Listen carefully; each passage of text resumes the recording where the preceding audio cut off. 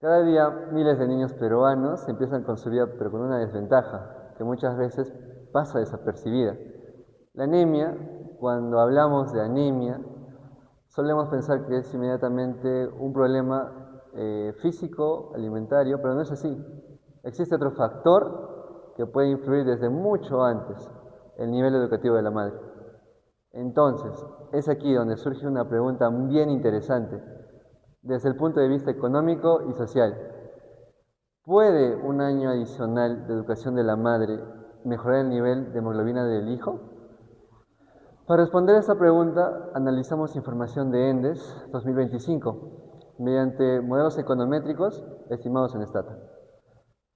Nuestro trabajo se titula Efecto de los años de estudio de la madre sobre el nivel de hemoglobina del hijo como indicador de la anemia infantil de niños entre 6 a 59 meses en el Perú durante el año 2025.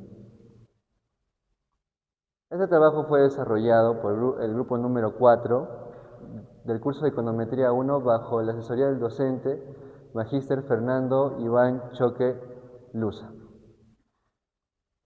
¿Y qué haremos en este trabajo? Durante esta exposición seguiremos 7 partes. Primero presentaremos el problema de investigación, luego el marco teórico, después explicamos la metodología utilizada, continuaremos con el análisis descriptivo, posteriormente veremos el modelo econométrico, después los principales resultados y finalmente presentaremos las conclusiones. El problema. La anemia infantil continúa siendo uno de los principales problemas de salud pública durante el Perú o en el Perú. Su principal indicador es el nivel de hemoglobina, ya que cuando ésta disminuye, aparecen consecuencias importantes sobre el desarrollo físico y cognitivo del niño. A pesar de los esfuerzos del Estado, sigue existiendo desigualdades económicas, sociales y geográficas que dificultan reducir este problema. Es en este contexto que nos planteamos la siguiente pregunta. ¿Cómo afectan los años de educación de la madre al nivel de hemoglobina de los niños entre 6 y 59 meses durante el año 2025?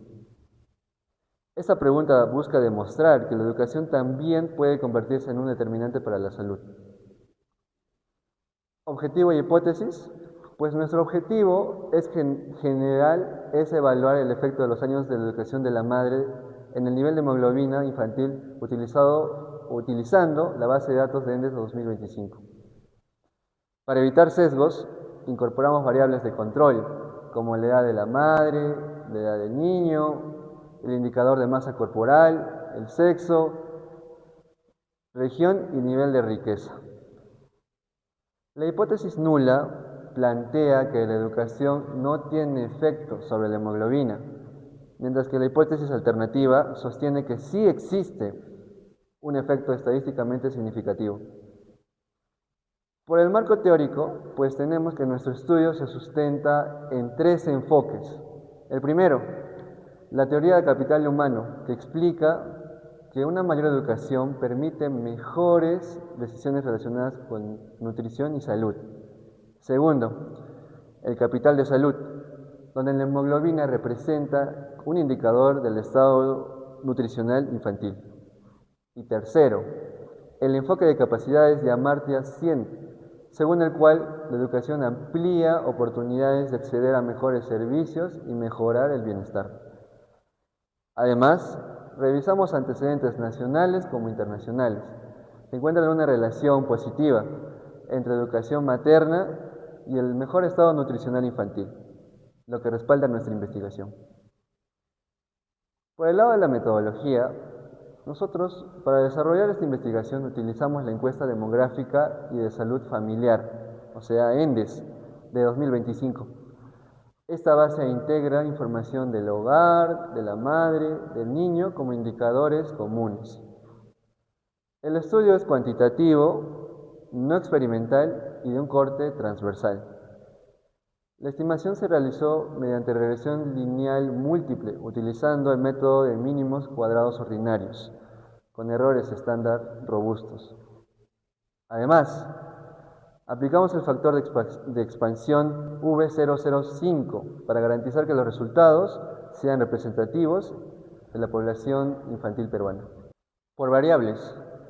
Por variables atendemos a nuestra variable dependiente, que es el nivel de hemoglobina ajustado por altitud.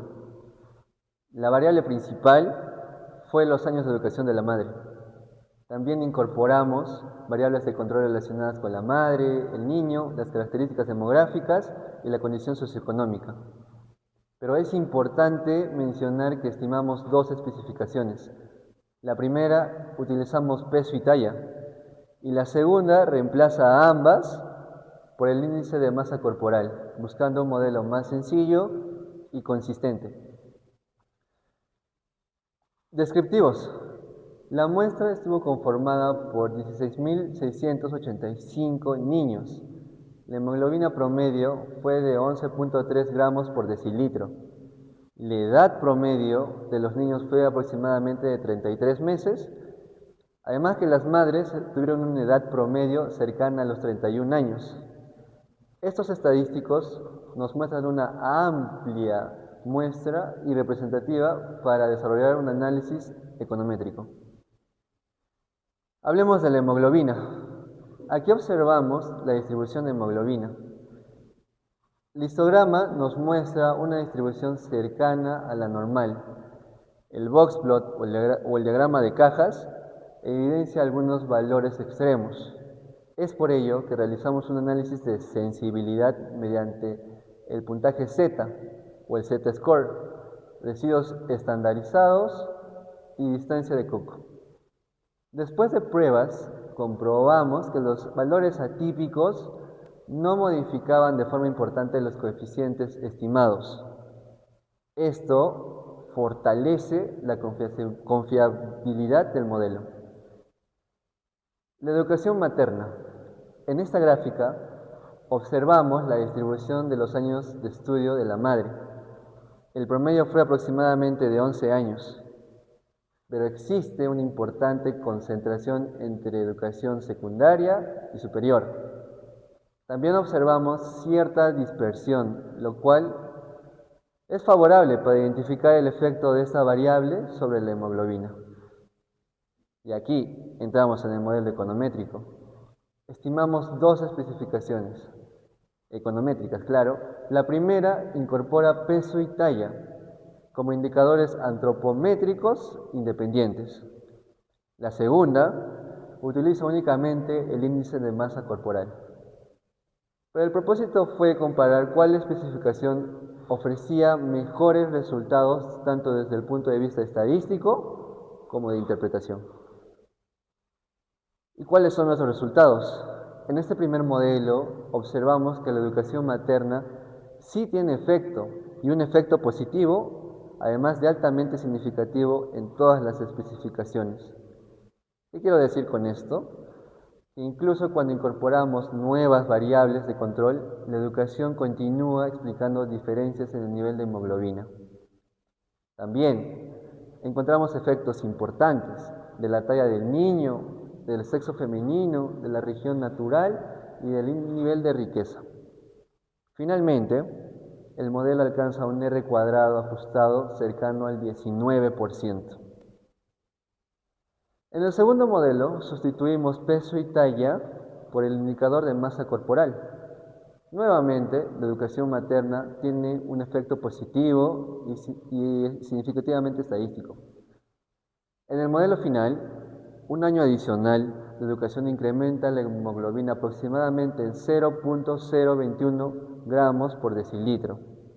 Además, observamos que vivir en la sierra o en la selva reduce el nivel esperado de hemoglobina respecto a la costa, mientras que pertenecer a un hogar con mayor riqueza tiene un efecto positivo. Acá podemos hacer una comparación, que al comparar ambos modelos encontramos que el modelo de peso y talla presenta un R ligeramente mayor. Sin embargo, el modelo de índice de masa corporal resulta más parsimonioso.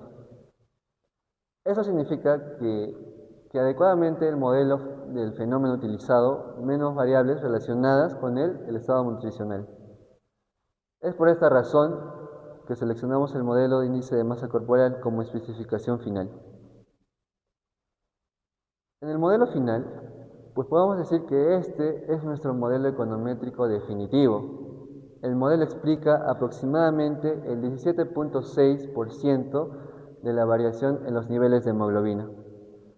Aunque este porcentaje pueda parecer moderado, es completamente razonable en estudios sociales y de salud, donde intervienen muchos factores, no solo observables. Lo más importante es que la educación materna conserva un efecto positivo y estadísticamente significativo, incluso después de controlar múltiples características. Es aquí donde llegamos a las conclusiones. ¿Y qué podríamos decir? Primero, los años de educación de la madre sí tienen un efecto positivo y significativo sobre el nivel de hemoglobina infantil. Segundo, ese resultado permanece estable aún incorporando controles maternos, infantiles, geográficos y socioeconómicos, lo que demuestra la robustez del modelo. Finalmente, nuestros resultados sugieren que las políticas para reducir la anemia no deben enfocarse solamente en suplementos alimenticios, sino también en fortalecer la educación de las madres, ya que invertir en educación también representa una inversión en salud de las futuras generaciones. Muchas gracias por su atención.